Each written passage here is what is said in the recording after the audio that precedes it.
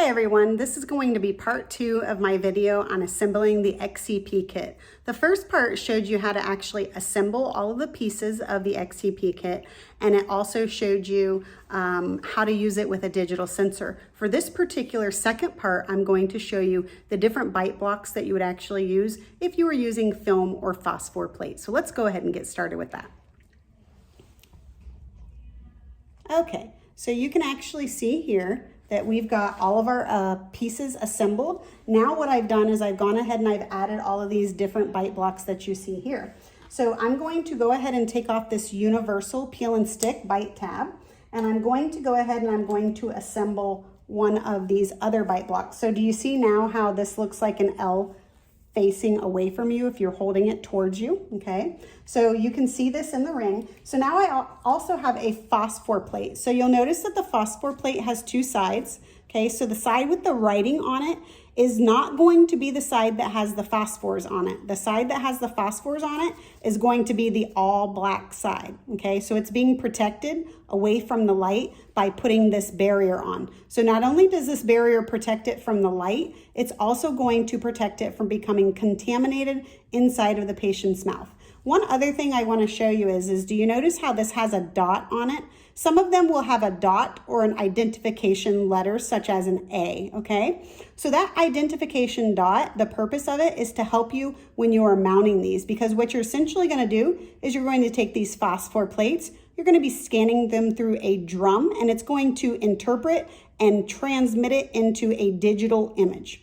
So when we're taking bite wings, we want to place the dot in the lower right-hand corner. So when I assemble this, the way that I do this is I actually set it down into the bite block, and then if you just kind of gently pinch it down, you're not bending this as much, but you're just kind of pinching or rolling it to where that way it sits nice and flush in the bite holder. So you'll notice that this is set up in the lower right-hand corner. So this is going to work on the patient's, if it's in the lower right-hand corner, as you see here, this is going to work in the patient's left side of the mouth, okay? Now, if I was working in the right side of the mouth, you'll notice that when I flipped it, the dot is here. So I have to make sure that I reassemble this. So I need to make sure that the dot now is in the lower right-hand corner. So again, when I put it in, I'm going to take it like this, I'm going to pinch it, and then I'm just going to kind of roll it in there, making sure that you have it centered from side to side. You'll also notice that there actually is little excess pieces of the barrier on each side. So you need to make sure that you make note of that as you are taking the radiographs, because you want to make sure that your packet placement is accurate, okay?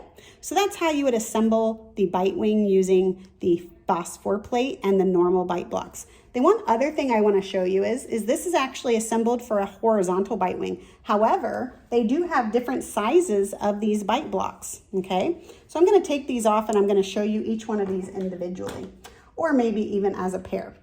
So this particular one, you would put the film in horizontally like so. For this one, you'll notice that it is set up a little bit different, right? So if you look at the difference between the two, this one, you're actually going to assemble it vertically. So if you were to assemble this vertically, when you place this in the phosphor plate into your bite block, the dot, instead of being in the lower right-hand corner, is now going to be in the lower left-hand corner. So you'll see right here, lower left-hand corner. So again, when you're assembling it, you're just going to kind of put it in there like that, and then just kind of bend that slightly, not bending it completely, but just kind of bending it to fit inside of there. So now you'll notice that this is assembled with the dot in the lower left-hand corner, okay? So let's look at the other two bite blocks as well, because they come in different sizes. So these are going to be for a size 2 film, okay? Then you'll notice that these are slightly different in size. Do you see the difference in the size of that? So that's going to be for a size 0 or a size 1 vertical bite wing. This is going to be for a size 0 or size 1 horizontal bite wing, okay? So you have several different options if you are using phosphor plate or if you are actually using film for the bite wings. Now let's talk about the anterior, okay? So for the anterior, we're gonna take off the universal bite block. Not that you can't use those, but it's better to go ahead and use the ones that are actually made for film. So you're gonna go ahead and assemble that bite block like so, where it's facing upward, and you can see it centered in the ring. And now this one is, the dot is going to go into the slot. So you'll notice as I position it, The dot is right here, so it's going to go down into the slot. Essentially, where it's going to be at when you look at your films is it's going to be along the occlusal or incisal surface, depending on if you're talking about anterior PAs or posterior PAs. So this is basically right where the incisal edge is going to go on an anterior when the patient bites down like so with their teeth, okay? So this one also gets assembled vertically, just like the sensor would though. The positioning of the sensor or phosphor plate is no different. Depending on which one of those that you're using, it is the same, okay? So now for our posterior PAs, I will show you there is a little bit of a difference in assembling the bite blocks on these.